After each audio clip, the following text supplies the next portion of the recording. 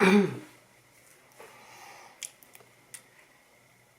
I'm Rachel. Welcome. Today we're talking about finding your way back to yourself. And I've created a guide called the Reclaim Your Life Guide. But in this talk, I'm going to be going through different things than I have in my guide. But if you want the guide, I'll leave the link below. Welcome. Go ahead and give this video a thumbs up and click the subscribe button, hit the bell so that you can get notifications. And I'd love if you would do that because it helps more people to connect with me and brightens their lives, brightens your life. So if you like what I have to say, then please give me a thumbs up. So as I said, I'm Rachel. I'm a writer, coach, and a speaker. And today we're talking about finding your way back to yourself. So I don't know if you've had something in your life that, like a death or a loss or a big transition that has had a really big impact on your life, or maybe it's just you've been going along life's path for 1, 3, 5 years, and all of a sudden you wake up one day and you're like, you know, this isn't really what I thought my life would be. Or I've got the things that I thought would make me happy, but I just don't feel happy. And so today I'm going to be giving you some things that I really hope are going to help you find your way back to yourself, find your way back to feeling at home in the world and feeling happy and joyful and having energy and enthusiasm. That's what I really want for you.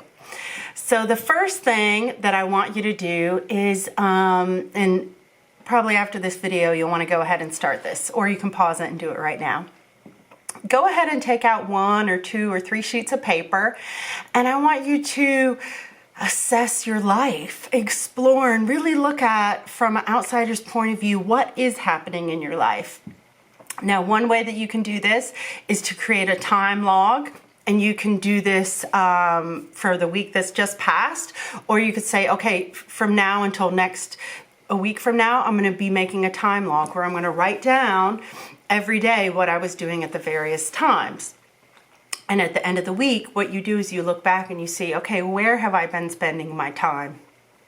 If you want to go ahead and do it for this week that has just passed, you can be looking at, okay, there's certain chunks of time that are just kind of big blocks of time. Sleeping, working, or like me, I'm a stay-at-home mom a lot of the time. So those are the things that take big chunks of time.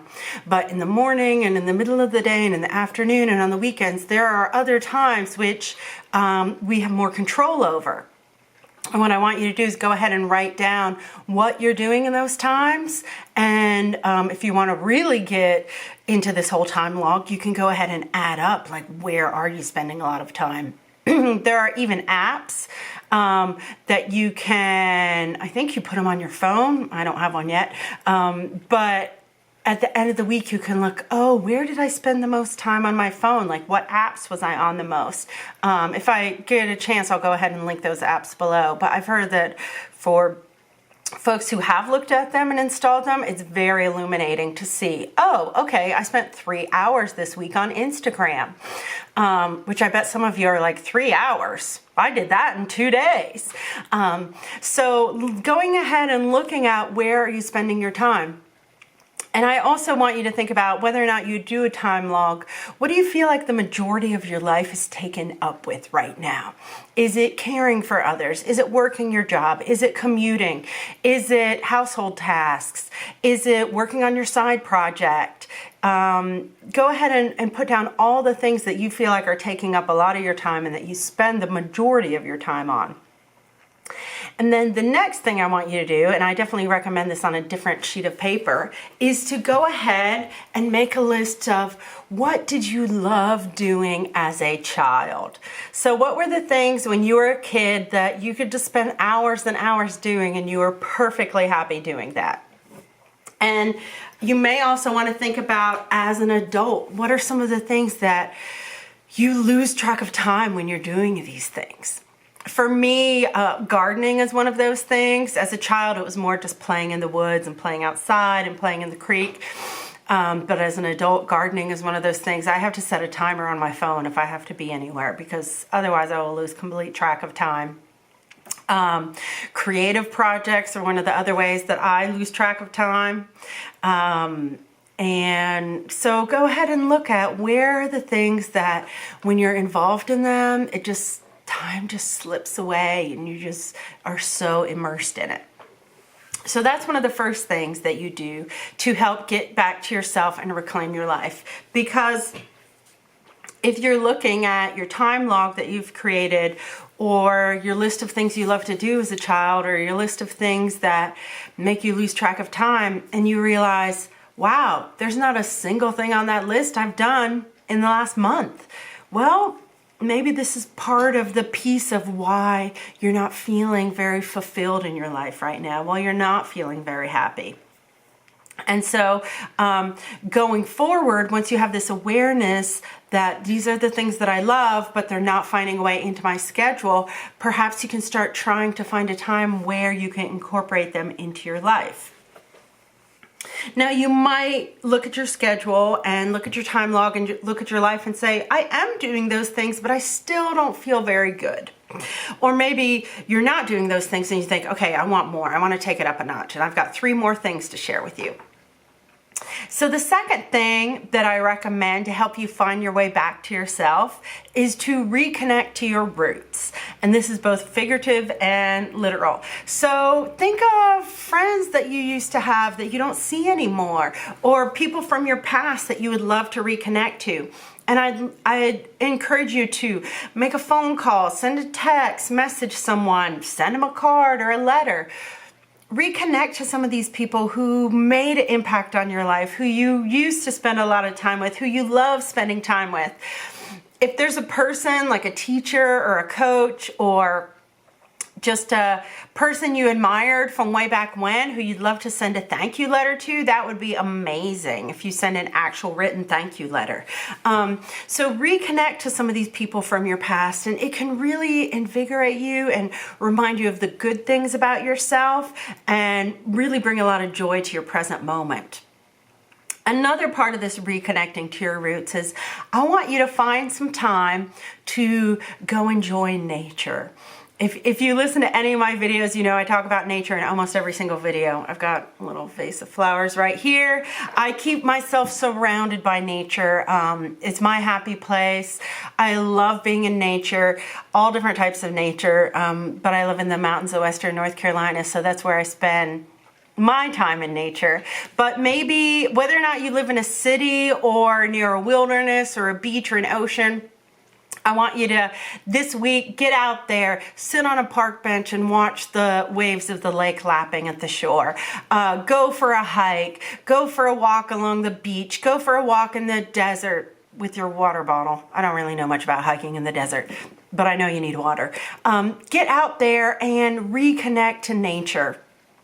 If you live in such an urban environment and there's no parks there and you feel like, I just don't have any time to connect to nature, then go to the grocery store, buy yourself some flowers, buy a great selection of fruit that you can put on a bowl on your countertop so you can see nature every day when you're in your kitchen and connect to nature that way.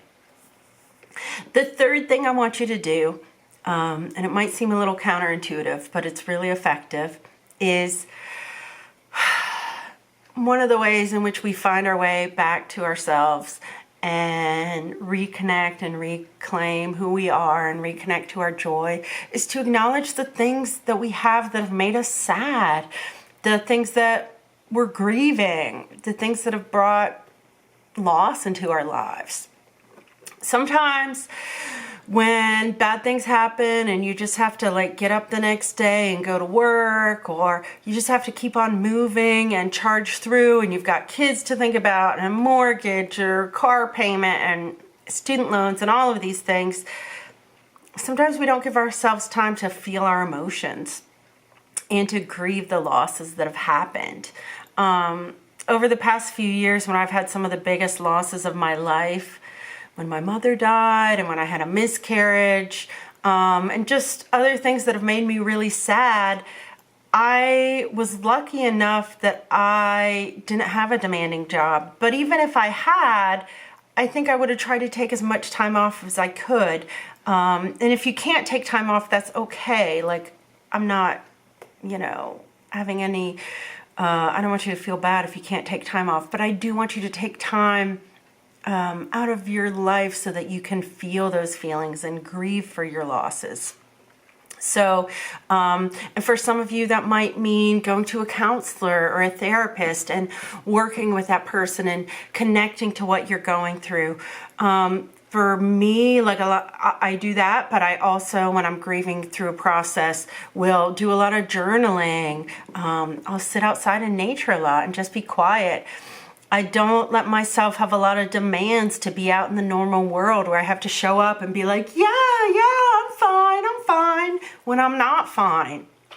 You know, I understand you don't want to overburden or burden anybody, like the person you run into in the grocery store, the cashier who's like, how are you doing? And you don't want to be like, oh, now I'm just going to unburden myself and tell them my whole sad life story of what's going on right now. Like, I understand you may not want to do that, but if it happens, it's okay. But it's so important to give yourself the comfort and the time that you need to grieve, however you need to grieve.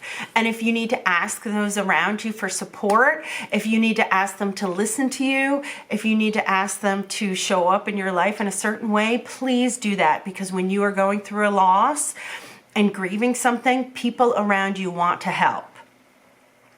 And a lot of times people don't know how to help. Like our Western society, we don't have a lot of rituals built up around loss of a loved one and what we do, you know, and it doesn't just end when the funeral ends.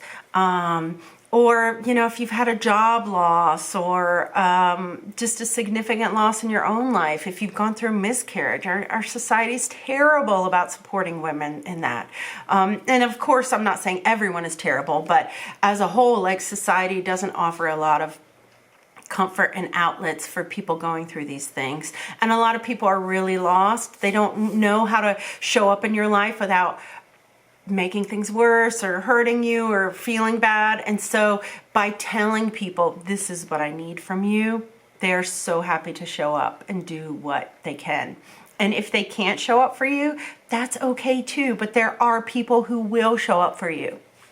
If getting a counselor is beyond your financial resources right now, pretty much every city, I think, has churches you can go to or subsidized counseling. When I lived in Canada, there was a counselor I was going to for a really low rate that was subsidized by the city. And you didn't even have to be low income to do it. Like I think we technically were low income because I was a student in grad school then, but I definitely felt like I was one of the more high income people using that service, but it was okay. Like I needed it and it was there. And so really acknowledging your grief, whatever you're grieving about, acknowledging your losses, letting yourself heal from this, by feeling your emotions and healing from them, you can move forward. When you try and ignore them and push them to the side and push away and cover over things, it's really hard to feel joy and move forward with good enthusiasm and energy in your life when there are things that you haven't dealt with. And I know sometimes when people are avoiding things, it's because they don't want to feel all the pain that will come with grieving. And I understand that. And I don't know what you're going through, but I do know that with your generous compassion and love for yourself, you will get through this. And you can let yourself just say, okay, I'm going to take 30 minutes to grieve today and 30 minutes to grieve on Saturday. And I'm just going to give myself certain amounts of time, and I'm going to do it during that time and then not dwell on otherwise. That's okay too. However that works out for you to do. All right. And real quickly, so a couple more things about how to reclaim your life and get you back to yourself. Look at your life, go back to either that time log or just step back and think, am I making space in my life, or is my life so overscheduled and overwhelmed that it's running like a race as soon as I jump out of bed in the morning, and then I crash into bed exhausted every night, and every day is the same and every day is so intense? If you feel that way, I think it's time to start taking some things out of your schedule. And I understand if you work a job and you have kids, your Monday through Friday is probably really intense. And there probably is a lot going on and a lot of busyness. So I encourage that you take the weekends, and we, in our household, try and have at least one whole day where we plan nothing over the weekend. And a lot of times 2 whole days, because it's really important just to let yourself take time at the end of the week to breathe and see, what do I need right now? And pause. So making, you could call it margins in your life or white space, making sure you have space in your life to move from one transition to the next, to resolve things that come up, to pick up and put things away, to connect with people so you're not rushing from one moment to the next. It also will let you incorporate more time for lightness and laughter and play. The days in which I'm racing from one thing to another, I don't have time to notice my daughter saying really funny things. I don't have time to be a present parent to her when I overschedule my life. But when I take more time and I pause and I say no to doing more things, and when I say no, I'm just gonna do a few things. I'm just gonna focus on the core essentials so that when my daughter says something funny, I have time to be in that moment with her. I have time to laugh. I have time to play. These things are so incredible and essential. And no, you can't quantify, I played and therefore now I'm worth so much more money. It's not all about like the end of the day and paying the bills and getting to a